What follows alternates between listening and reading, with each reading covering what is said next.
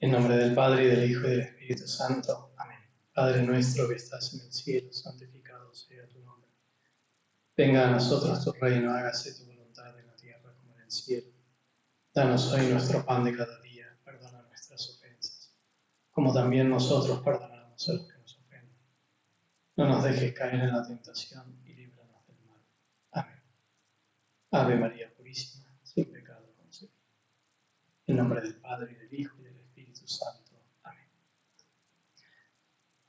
En esta meditación, en estos puntos, hablaremos entonces del voto de obediencia como aquella cadena o cuerda que nos ata con el verbo divino.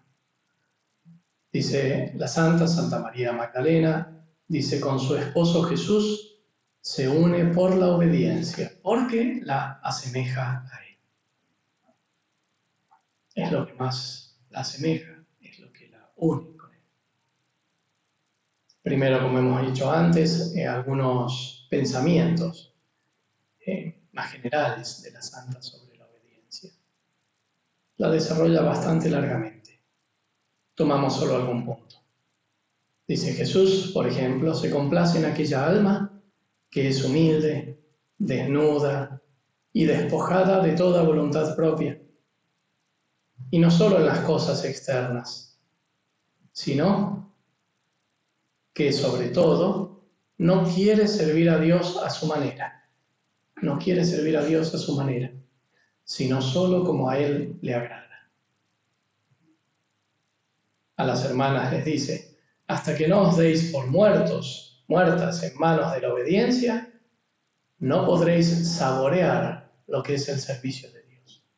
No gozaréis, no tendréis los frutos. Piensa que has perdido ese día en el que no quiebras tu voluntad y la sometes a alguien. Es un día perdido. Ofrece tu voluntad como un sacrificio a Dios y sentirás una gran satisfacción. No desees hacer nunca tu voluntad ni nada que no sea sacrificado a Dios por medio de la obediencia. El altar de nuestras obras, por las cuales ellas suben a Dios como sacrificio, es la obediencia. Obedece con alegría, porque Dios ama a los que dan con alegría. Cita la carta 2 a los Corintios. Y realiza la obediencia con cierto júbilo y regocijo. Dice, obedece a la conversa de la cocina, incluso dice a la hermana que ahí se encarga de la cocina, cuando es la encargada en ello, de tan buena gana como lo harías con la madre priora, de tan buena gana, contemplando en ella la persona de Dios por cuya causa debes obedecerla. Esta obediencia, si vivida con espíritu realmente, tiene espléndidas promesas. Dice, si imprimes vivamente en tu corazón la idea de que los superiores están en el lugar de Dios y que lo que ordenan y dicen lo dice y ordena Dios por su boca, darás grandes frutos en la religión y gran adquisición en las santas virtudes. Y en particular obtendrás de Dios estas 5 gracias. Es muy interesante esto. Las gracias que Dios da a los que viven la obediencia en profundidad. Primero, que Dios se te dará más, se te comunicará más a ti y a los mismos superiores por causa tuya. Segundo, que todas las obediencias te serán igualmente gratas, serán causa de alegría y de gracia, tanto las prósperas como las adversas. Tercero, que siempre estarás tranquilo y sosegado en tu corazón y sentirás una gran satisfacción y dulzura en tu interior. Cuarto, que te harás más apto para ayudar a la Santa Madre Iglesia con la oración, porque Jesús responde a la oración de los obedientes. Esta es muy hermosa, ¿no? Te harás más apto para que tus oraciones sean eficaces, ¿Ayudarás más a la iglesia? Quinto, Dios será tu corona, porque así como la corona manifiesta la grandeza del rey, así tú honrarás y glorificarás a Dios en todas tus obras. Bueno, eso sobre la obediencia así en general.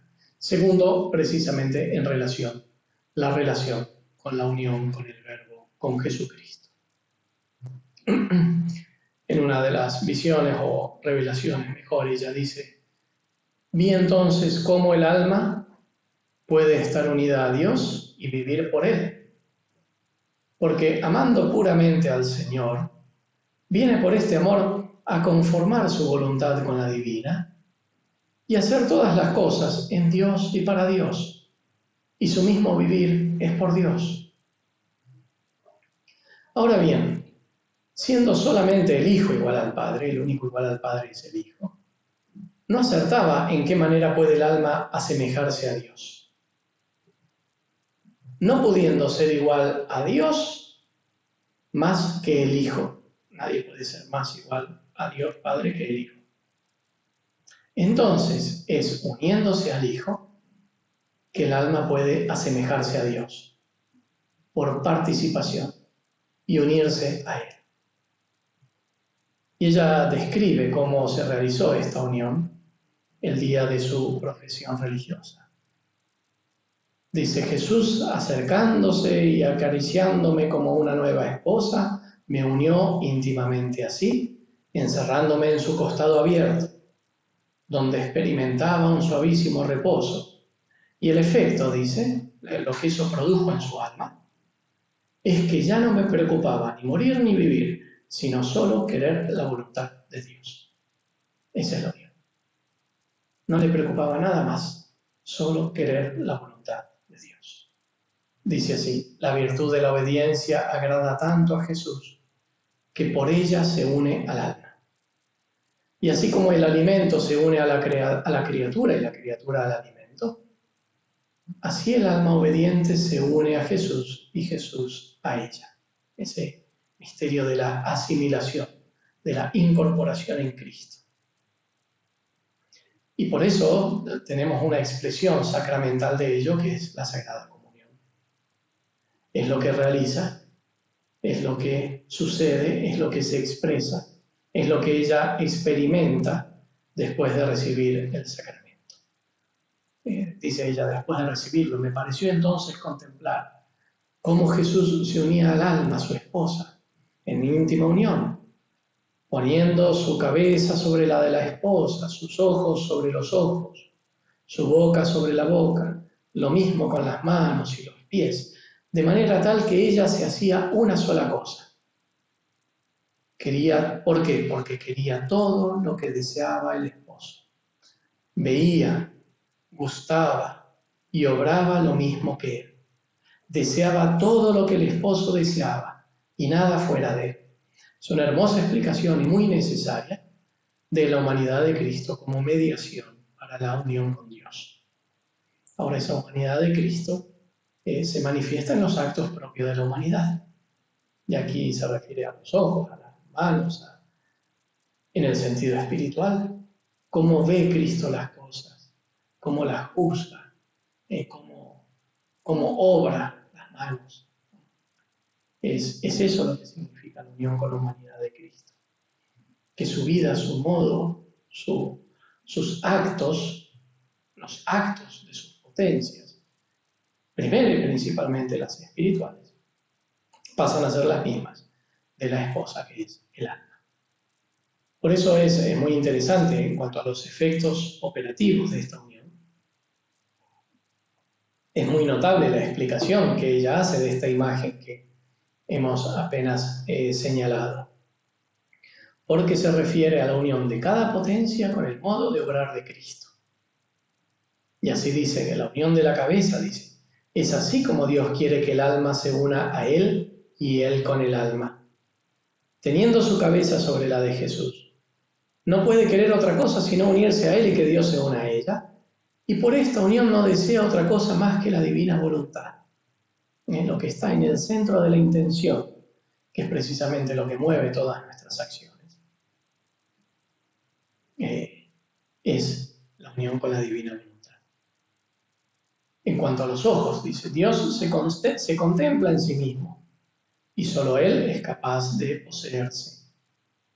Se ve a sí mismo en todas las criaturas, incluso en aquellas que no poseen ningún sentimiento, pues habita en ellas haciéndolas existir, trabajar y dar fruto.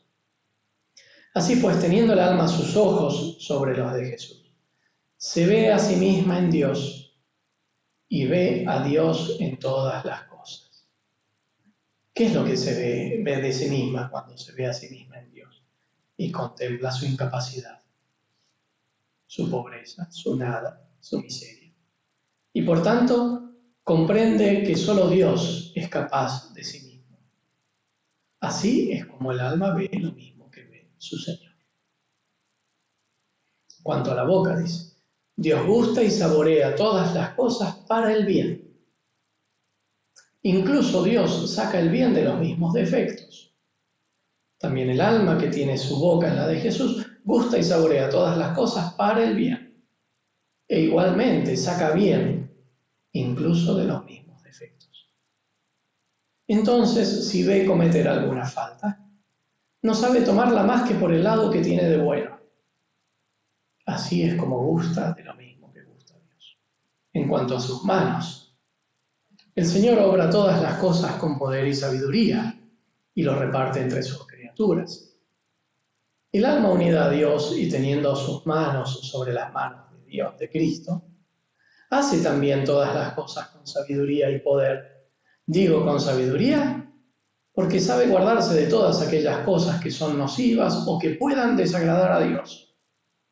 Con poder, porque el alma enamorada de Dios siente que puede todas las cosas, aun las más difíciles si fuese necesario. Se arrojaría a las llamas o se entregaría a la espada, porque tal es la fuerza que recibe. Así es como obra como Dios. En cuanto a los pies, dice, desea el Señor que todas las criaturas se salven. No que lo desea con el deseo, puesto que en Dios no existe el deseo. Pero lo digo así para poder explicarme mejor. Habiendo pues el alma unido sus pies a los de Jesús, desea también que todas las criaturas se salven y le amen. Claro, porque Cristo vino a caminar entre los hombres, a moverse entre ellos, por el deseo de su salvación. De modo que yo veía cómo esta alma, por su participación y conformidad con el mismo Dios, viene a ser como otro Dios por gracia, ya que infinitamente por naturaleza no puede serlo sino solo el mismo Dios. Este es entonces es la unión con la naturaleza, con Cristo, es la unión con Cristo, la humanidad de Cristo como camino hacia el Padre, hacia Dios Padre. Como hemos dicho, eso se realiza principalmente por la obediencia, porque es lo que más la asemeja a Cristo, la une con esa humanidad. Finalmente señalamos que es interesante, es otra de las revelaciones o meditaciones, pero que se puede conectar con esto que venimos diciendo. Hay un signo que está también en el sacramento de esa unión. Dice, primero hay un símbolo de la unión que es el anillo esponsalicio. Cuenta ella, luego me pareció que Jesús me daba un anillo, desposándose en unión de amor con él, desposándola con él. Era de oro por el amor y la caridad. La piedra era blanca por la pureza. Estaba lleno de esmaltes violetas, violados, por la humildad que yo debo tener, no atribuyéndome nada absolutamente, sino refiriéndolo todo a la soberana bondad de Dios. Poniéndome Jesús el anillo en el dedo anular de la mano derecha, me dijo, cada vez que sientas en ti el deseo de honrarme y amarme, y amar todas las criaturas en mí y por mí, ten por cierto que no sufres engaño. Y recibe en distintos momentos, en distintas oportunidades este anillo, con distintas inscripciones. Por ejemplo, alguna vez dice verbum caro factum est, y el verbo se hizo carne. Pero también alguna vez sanguis unionis, la sangre de la unión. O también, puritas conjuxit verbum ad Maria, et sponsum ad sponsa. La pureza que unió el verbo a María es la que une el esposo a la esposa. En el contexto del tema que estamos tratando, es notable la expresión sanguis unionis, la sangre de la unión. Quiere decir que recibir esa sangre produce el deseo aún de recibirla, de una mayor unión y de entregar la propia sangre. La expresión de esa obediencia es la entrega de la propia sangre. Es el deseo de sacrificio.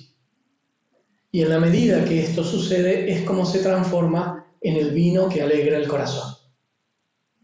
En segundo lugar, dice, me pareció que ese vino, como dice el salmista, recrease el corazón del hombre. El alma que lo gusta siempre está de fiesta y llena de gozo, porque tiene el corazón alegre y contento en la sangre del Señor. Cita entonces al texto del Cantar 2:4. Me introdujo en la celda del vino y ordenó en mí la caridad.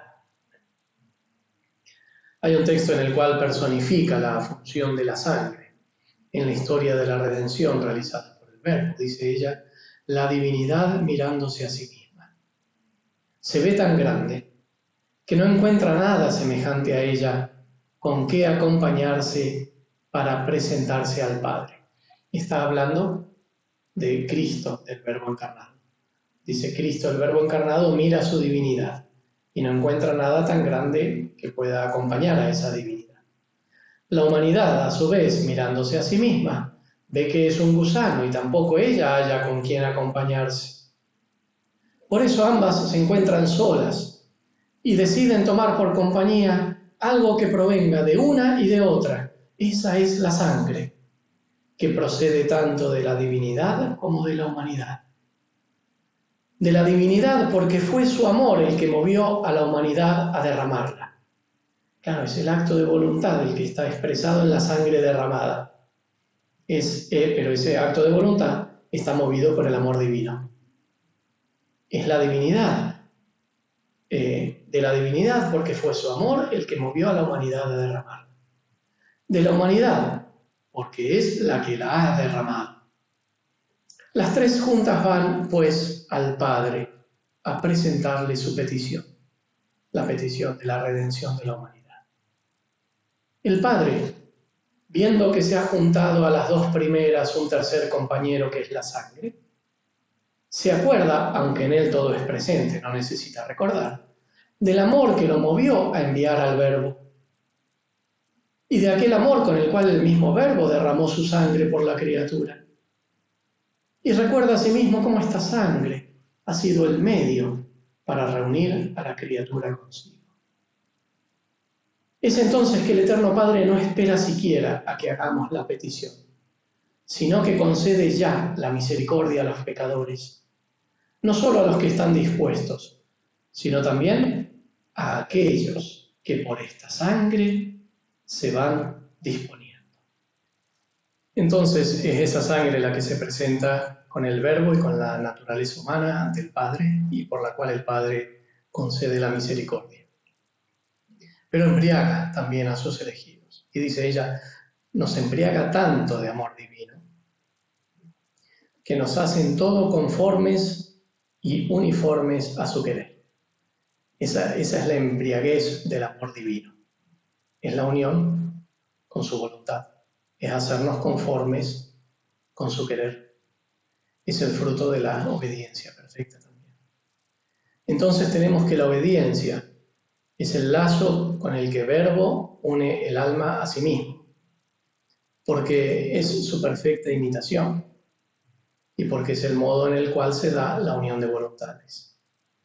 En la voluntad del Verbo lo que hay es el deseo de salvar y entregarse en obediencia al Padre, que se materializa en la sangre que derrama.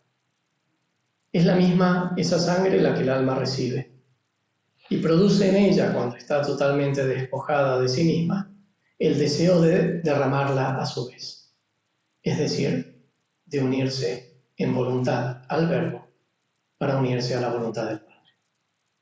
Y entonces, claro, desde allí desde allí entendemos también lo que hemos llamado ese deseo de caminar como Cristo para salvar a los demás. Esa obediencia es la que nos lleva a querer entregarnos también como el Verbo. Es interesante que en un momento la Santa medita el envío de los discípulos en el capítulo 10 de San Lucas y equipara el envío de los 12 apóstoles y el de las esposas del Verbo, dice. La misión consiste en curar enfermos con la medicina de la palabra del Verbo, que sana todas las enfermedades del alma. Consiste en expulsar los demonios con la cruz, el ayuno, la oración, la humildad. Consiste también en resucitar a los muertos. Se da vida a los muertos con la sangre del Verbo unigénito, porque cuando se le ofrece, Él la infunde en sus criaturas y de ese modo vivifica las almas muertas a su gracia y las une de nuevo a Él, restituyéndolas en la vida de la vida. ¿Cómo puede ser que el Padre Eterno se muestre agradecido a la criatura que ha recibido el don si Él mismo es el que da todo, es el donante? El Padre Eterno está inmensamente agradecido a la criatura porque aun habiendo ésta cometido la culpa, se le ha perdonado con la sangre del Verbo.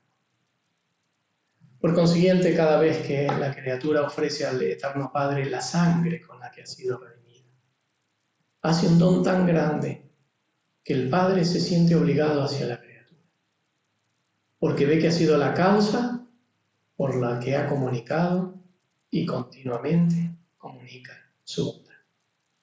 Gloria al Padre, y al Hijo, y al Espíritu Santo, como era en el principio, ahora y siempre, por los siglos de los siglos.